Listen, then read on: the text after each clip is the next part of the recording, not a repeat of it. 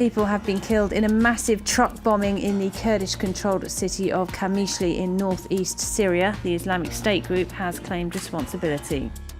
And Hillary's made history in Philadelphia, but not everyone is behind the first woman to lead a major party's bid for the presidency. President Barack Obama will seek to convert the doubters as he prepares to deliver his convention speech later tonight.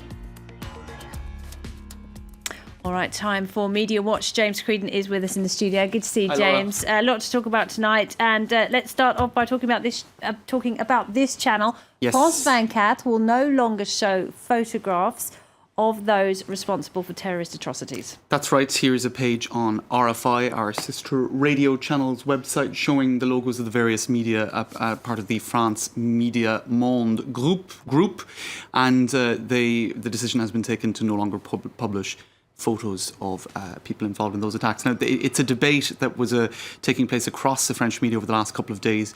Le Monde also made this decision, one of the first major media to go down that road. Le Monde will no longer publish photos of terrorists. It announced it as part of this editorial, resisting the strategy of hatred. I suppose it's a point that is being made a lot. Daesh, the Islamic State organisation, is using the media as part of its strategy. We're aware of that. We know that. It puts the media in a very difficult position because the role of the media is to inform, and one has to talk about these events when they happen. But it's trying to find the right balance. That is the and it's about question. Not glorifying the attackers, of course, because they wanted fame and infamy. And if you show their photograph on the front page of every newspaper and every television channel, they've got exactly that, haven't they? Exactly. And a lot of psychiatrists and anthropologists and other such experts in terms of on human behaviour have been consulted, and they're saying, look, these guys are seeking notoriety. Let's not give them the notoriety that they seek, and let's not encourage other people who are fragile or whatever to think, oh, if I do this, and they'll start talking about me as well, and I'll have, presidents and whatnot coming to where the crime took place, and I'll have my face all over the newspapers and because everything. We live in an age of 24-hour news channels. We are one, obviously. Yes. And online rolling news, all of that. So when there is a big story, it is literally blanket coverage, and you do see the face of the attackers, which people don't want to see. That's right. I suppose what we'll have to wait and see in terms of how this plays out over the next few months is there is a talk of some sort of regulation coming in, or some sort of rules, laws even, in terms of how the media covers stories like this.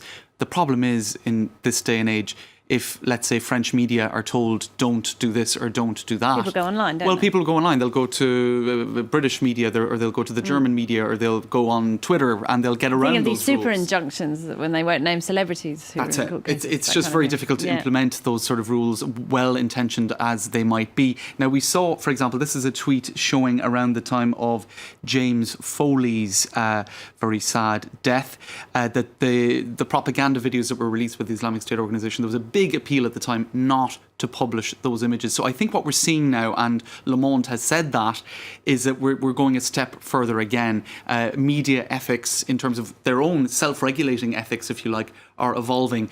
Le Monde says, since the Nice attack, we had already decided not to publish extracts from Islamic State organisation propaganda material, and now, after Nice, we've made the decision to not publish the photos of the assailants. Now, one media that came under fire for perhaps giving a little bit too much prominence to various killers or various assailants is Libération. Now, their front page is very much a pamphlet-style front page, and after the Paris attacks, one of the terrorists was given front page exposure, and again after Nice. Now, interesting to look at their front page today. They've focused much more on, I think, the security effort, an exasperated-looking police officer, and the headline, "Cede nothing or give nothing." Don't give anything away. Don't give anything.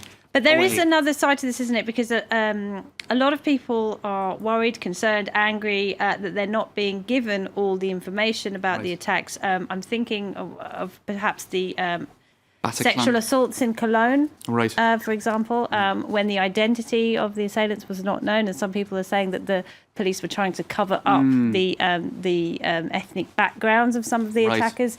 So there was also the details of the really horrible details, awful details from the Bataclan attack were also not released at the time, and some people saying, look, isn't there a right to know? Isn't there a right to be informed? Isn't that the media's sort of role as well to ensure that these details are broadcast?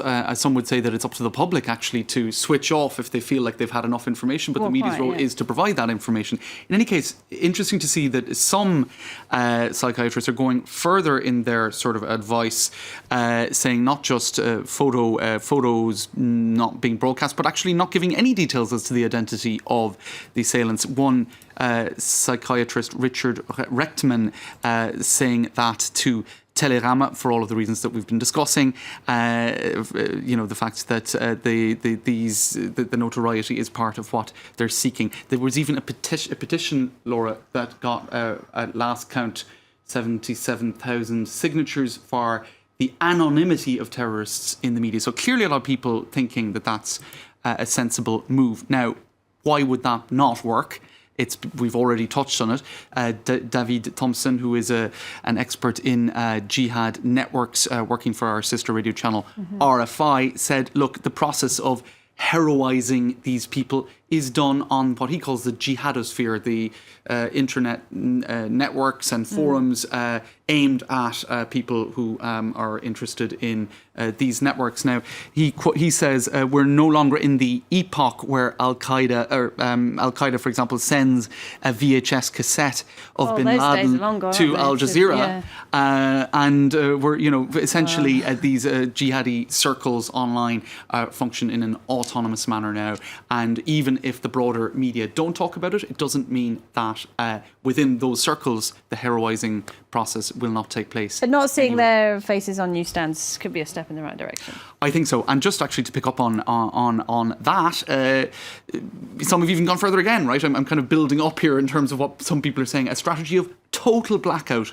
in coverage of terrorism. Now, just to give you the justification for that sort of an idea, which obviously is not possible, it's just not practicably it can't be implemented. Well, one of the whole points of these attacks is to create terror. So even if these guys still become heroes in their own circles, at least a little bit less terror is being disseminated, and perhaps a lower chance of copycat attacks as well. Keep going, you'll be talking yourself out of a job, James. I know, this is it. All right. Thank you very much, James Creedon. Thanks, Laura.